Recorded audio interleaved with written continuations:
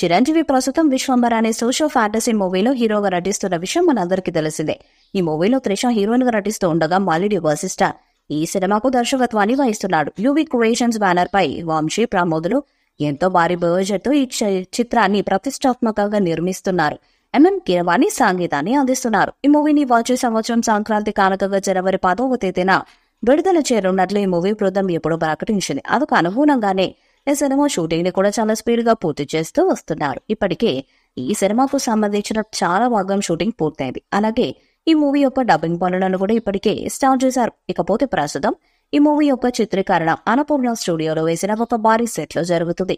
ఈ సినిమాలో చిరంజీవి అనేక లోకాలను ప్రయాణించబోతున్నట్లు తెలుస్తుంది. అందులో భాగంగా ఒక లోకంలో ఏలియన్స్ తో కూడా ఉండవలసిన అవసరం వస్తుందంట.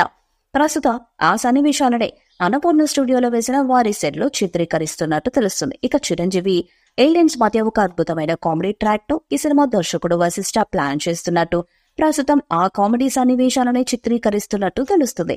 చిరంజీవి ఏలియన్స్ మధ్య వచ్చే కామెడీ సన్నివేశాలు అద్భుతంగా ఉండబోతున్నట్లు తెలుస్తుంది. ఇకపోతే ప్రస్తుతానికి విశ్వంబరం మూవీపై ప్రేక్షకుల్లో భారీ అంచనాలే ఉన్నాయి. మరి ఈ మూవీ ప్రేక్షకుల అంచనాలను అందుకుంటుందో లేదో అనేది తెలియాలి అంటే మరికొన్ని నెలలు వేచి చూడాల్సిందే. ఈ చిత్రంలోని టీజర్ కోసం ఎదురు చూస్తున్నారు ఫ్యాన్స్. ఫైనల్ గా ఈ మూవీ టీజర్ కట్టుకు రంగం సిద్ధమైనట్టుగా స్ట్రాంగ్ బజ్ వినిపిస్తుంది. దీని ప్రకారం ఈ భారీ మూవీ టీజర్ ను మేకర్స్ ఈ దసరా మహోత్సవ కానుకగా విడుదల చేయబోతున్నట్టుగా తెలుస్తుంది. దీనిపై అధికారిక క్లారిటీ కూడా రానుందని టాక్. మరి చాలా కాలం తర్వాత చిరు చేస్తున్న ఫ్యాంటసీ మూవీ ఇది కావడంతో అంచనాలు ఆకాశంలో ఉన్నాయి. మరి వశిష్ఠ ఈ మూవీని ఎలా తెరకెక్కించాడో తెలియాలంటే వచ్చే ఏడాది జనవరి 10 వరకు ఆగాల్సిందే. ఈ వీడియోపై మీ అభిప్రాయాన్ని కామెంట్ బాక్స్ లో తెలియజేయండి.